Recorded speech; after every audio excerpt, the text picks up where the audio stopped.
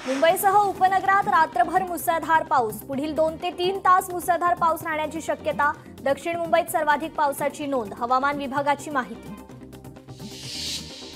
रत्नागिरीत पावसाची जोरदार बॅटिंग। मुंबई गोवा महामार्गावर साचलं पाणी। काजळी, मुचकुंदी, वशिष्ठी नद्या सध्या उसळून वाहू लागल्या।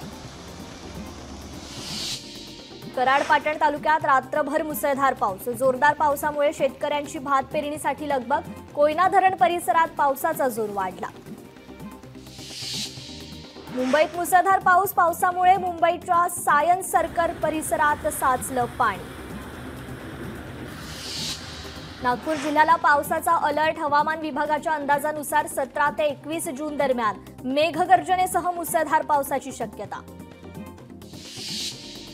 सिल्लोडमध्ये वादळी वाऱ्यासह मुसळधार पाऊस। वीज कोसळल्याने 4 जणांचा मृत्यू। शासनाकडून मदत मिळवून देण्याचं आमदार अब्दुल सत्तारांचं आश्वासन।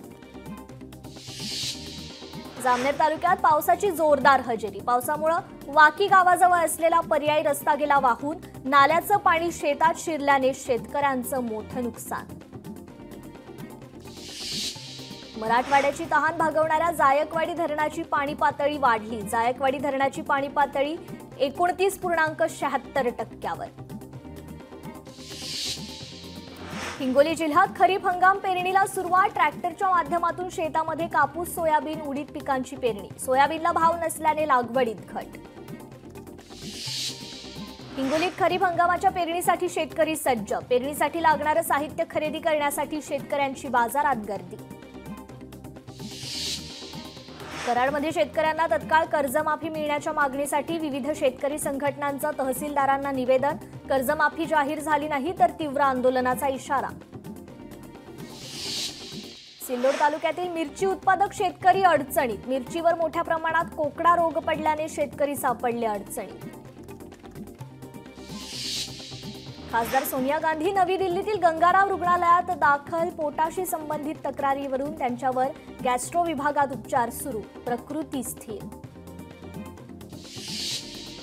अहमदाबादमधील विमान दुर्घटना प्रकरणी तपासासाठी सरकारकडून उच्चस्तरीय समिती स्थापन। समितीची आज पहिली बैठक। समिती 3 महिन्यात अहवाल सादर करणार। अहमदाबाद विमान अपघातात 80 मृतांचे डीएनए नमुने जुळले। 33 जणांचे मृतदेह नातेवाईकांकडे सुपूर्द। आज जगभरात फादर्स डेचा जल्लोष। सनी देओलने धर्मेंद्र यांना फादर्स डे निमित्त सोशल मीडियावर व्हिडिओ पोस्ट करत शुभेच्छा दिल्यात।